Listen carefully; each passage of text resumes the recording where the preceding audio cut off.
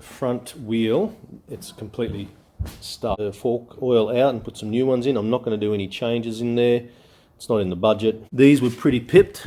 I'll try and get some wet and dry before I reinstall them. And I've already done it with a real fine wet and dry, but I might get some coarser sandpaper. This here, I thought it was leaking fork oil, but that's just water. It's like damage from corrosion out in the weather. There's no, the boot was on there, but it was broken. Yeah, look, it's just breaking up. So I'm going to give these a clean. I may repaint these. They look a little too shitty to leave as is. I'm trying to keep the bike basically as it was when I found it, but all clean, tidy, and any parts that need replacing will and have been replaced. And then we'll flip it. All right, I've cracked the bottom nut, and I'm just going to loosen the top off here. Should be able to do this with my one hand.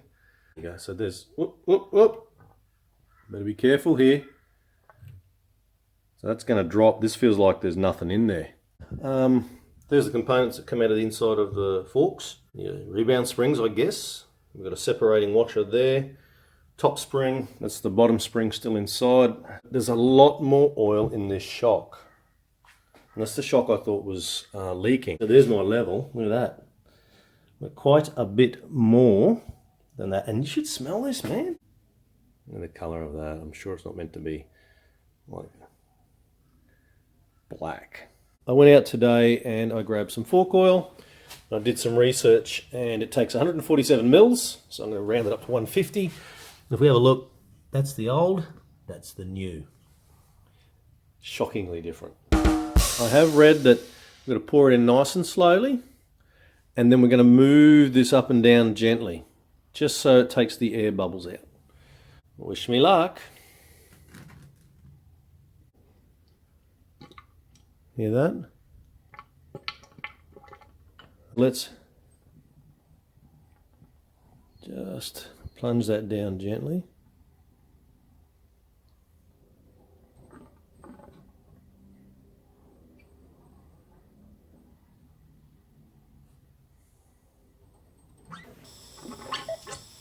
Let's just put it in.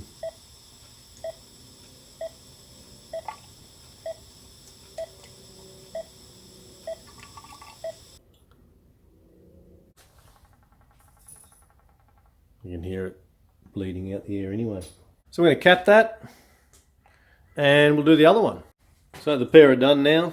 This one just, I don't know if it's, I don't know. This one didn't do it, this one did. This one, as every time I let go of it with the cap off, it just sunk down. But this one didn't. When I've put everything on, they still feel just as equally firm. So who knows? Probably won't be able to tell until it's on the bike with some weight. I have changed a new sprocket. I think I've spoken about that before. I went for a smaller sprocket for a better acceleration, but I've gone too small, I think. The chain won't loop around correctly. All right. Come on, come on. Get in there.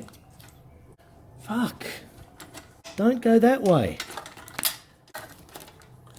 So, chain is on here. Get into gear.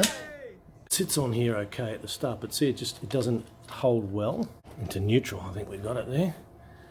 So, if I see what it does, it just bunches up. And then it bites. So no matter what I do to it, hey, look, see, it won't sit properly, even with tension on it. Take that off. I think I've kept the original. God, I hope I have. It's that's a 11. I think the other one was 14 or 15 teeth. And it was a little worn, but that's all I got, so we're going to go back to that. It is on. Quick swap. Look at that, running beautiful. Considering the age of the wheel, it actually rotates and rolls pretty nice on those bearings. A little bit of flex in the chain.